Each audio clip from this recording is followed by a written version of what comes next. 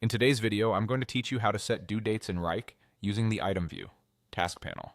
By the end, you'll feel confident choosing the exact dates your task needs with a few handy shortcuts to speed things up. Start by opening the task so you can see the item view, sometimes called the task panel.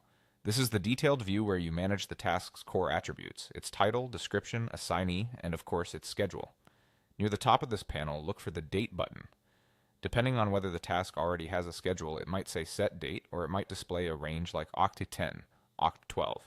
That button is your gateway to setting or changing the task timeline. Click the Date button to open the calendar. Here you'll pick a start date and a due date. Choose the day work should begin, then select the day it should be finished.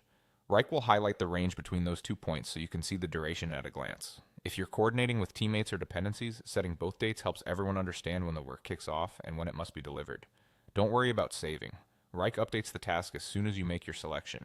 If you're in a hurry or planning something simple, take advantage of the quick options. The Today and Tomorrow buttons give you fast scheduling without manual clicking through the calendar. They're especially useful for short tasks or when you need to set a realistic deadline in just a tap. Wrike fills in the dates for you so you can move on quickly.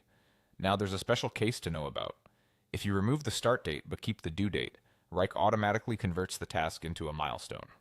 A milestone is a zero duration checkpoint.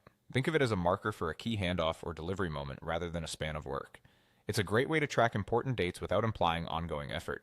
You'll see it represented distinctly in schedules so it stands out as a single critical point in time. That's the whole process.